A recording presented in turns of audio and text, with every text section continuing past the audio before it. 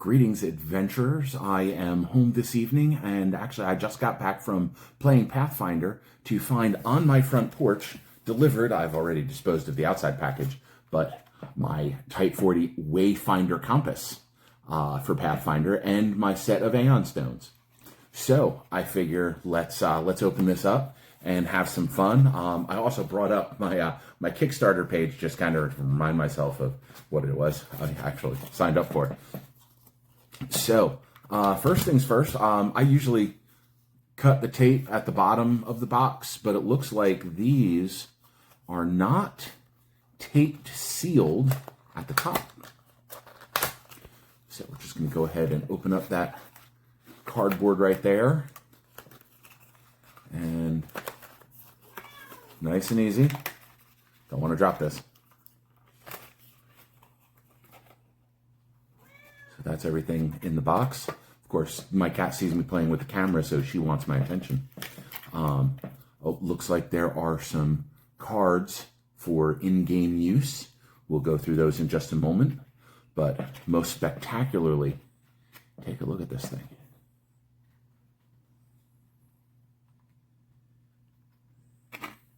And of course, on the back is the glyph of the open road, the symbol of the Pathfinder Society.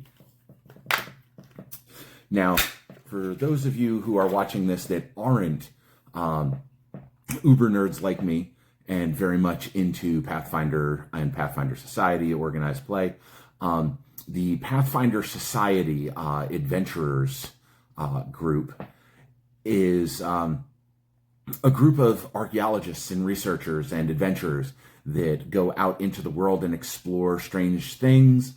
And one of the things that they are known for is carrying a Wayfinder Compass. In the game, it is a magical item. It can broadcast light. It usually helps out with telling where you are.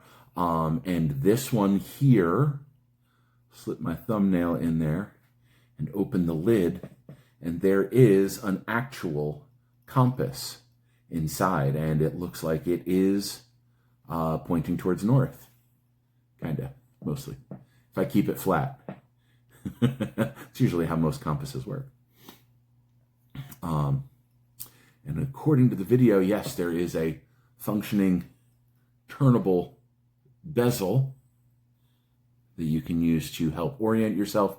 For those of you who are experts in using compasses, you know what this is about. For true amateurs like myself, I don't want to get too far into the weeds of how to navigate with a compass because I'm not an expert. I'm going to admit it. But what is really neat is the various inscriptions that are on the inside of this.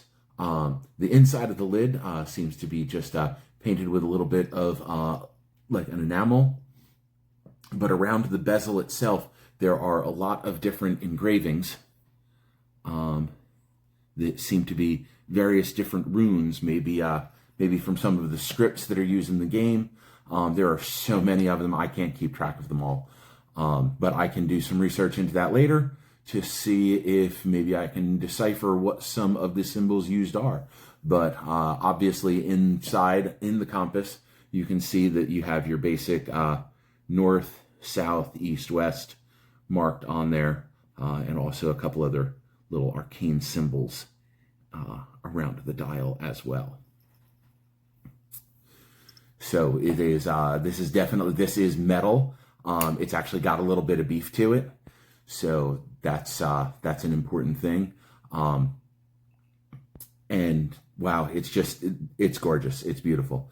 Now, one of the features about this is to be able to remove this stone here. This would be the Aeon stone.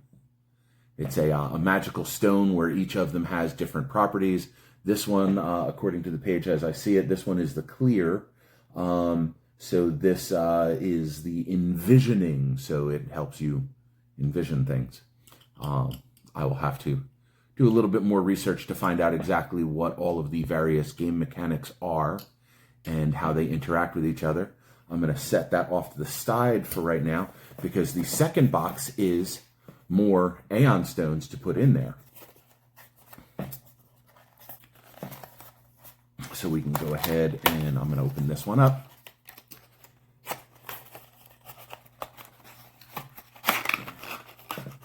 And again, careful not to drop it. So as the original one, that also made out of metal, with the plastic jewel insert into it, and then these other 5 here, where you've got your blue, white, red, green, and yellow. So the blue, let's see what it says over here on the page. Blue, of course, is not listed on that page. White. So silvery is supposed to be a smoothing gem. What I'm reading off of is very early in the Kickstarter project. Let's see. So red is listed as preserving. Yellow is okay. So I'm just gonna not pay attention to that list because it doesn't match up with the colors that I've got here. Obviously, things have changed as it went through the process, and actually, as I'm looking at these from the front, they are gorgeous. The green, red, and blue have a bit of a pearlescent or opalescent quality to them, and this one down here that I mistakenly called white is actually more like a dusty rose, and I know that there is a dusty rose Aeon stone that provides benefits in the game. So apparently when you will have this at the table with you as a gaming accessory, there are advantages that you can have that, as far as I can tell, have not yet been published. But we all know that my Google foo is not very good. So I will continue doing some research into that, and as I get an update, I will go ahead and present it out here on the interwebs and on my various channels. So please continue to stay tuned.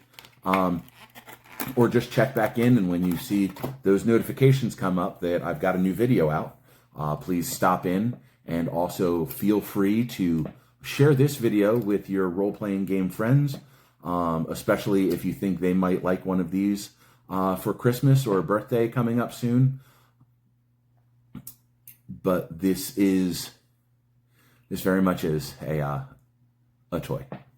It's we can call it a gaming accessory if we want to, but it is definitely for people to enjoy playing around with. So me, I kind of like sticking the green one on there because that's just what I want to do. And I'm looking in there to see if there's a way to lock this down, because it's going in okay, but it's not necessarily staying in. There we go. So once you set it in, because it's got some very, very small nubs that fit into a little slot there, okay, then you rotate it as you're facing it. You rotate it counterclockwise to lock it in, and then your Aeon stone is directly over the center. So there you have it. Now, the next part of this video that I want to cover, as I go ahead and put this one over here in the little holder that I'm going to keep all of those together, is these cards. So there are various different item cards that are available for purchase to use in the Pathfinder role-playing game. Some of them are common items, anything from like healing potions to backpacks to armor or weapons and all sorts of other wonderful, crazy things. Some mundane items, some magical, but these, so as I'm taking a look at them here, okay. So we have the various cards. So we have a card here where it shows the picture of the Wayfinder on the front, and on the back, it actually gives you a description of how the item is used in the game. And I'm trying to do this with as little glare on that card as possible. And of course, the auto follow feature is locked onto my face, so the camera is wanting to go in various different directions. But we have a card for the Wayfinder itself, for the Aeon Stone of Amplifying, which is the blue stone. See, so there, I just had to open it and go on a little bit further. Also, game information. So the Aeon Stone of Delaying is the pink stone. Yes, that's the pink stone. So, and it even says on the front, Delaying Stone. You guys are seeing these for the first time, just like I am. I opened it up and it's like, oh, we should do an unboxing video. So here you go. So this Aeon Stone is for envisioning. So this is, yes, this is the clear one. The Aeon Stone of Nourishing. And this one, that also looks kind of clear too.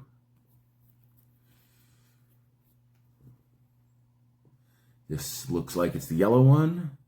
Aeon Stone Peering effect. Within the 30-foot radius of the stone, magical items and effects are tinged with purple. The depth of the color reveals the item or effect's counteract rank. And then there's a reference to where you look that up in the Player Core Rulebook, page 431. So next up, we have this stone here. It is the Aeon Stone of Preserving. Looks kind of like some strawberry preserves. The Aeon Stone of Smoothing. Huh. Aha. So here we have a description of this silvery stone helps you ignore minor issues. You can ignore status penalties to skill checks from the following conditions as long as the value of the condition is 1. Okay, so and that's the clumsy, enfeebled, frightened, sickened, or stupefied condition. So those are all some negative effects that you suffer in the game, and that can help you ignore those conditions if their value is 1. Now they have varying different degrees of values of different severity. But we can talk about that in the actual Pathfinder videos. This one here, that looks like green. Yes, that's the green one. The Aeon Stone for Sprouting. You activate it, and it presents the flow of life. And then, of course, you have this most necessary card, Legal Notices. Oh, here we go. Organized play benefit.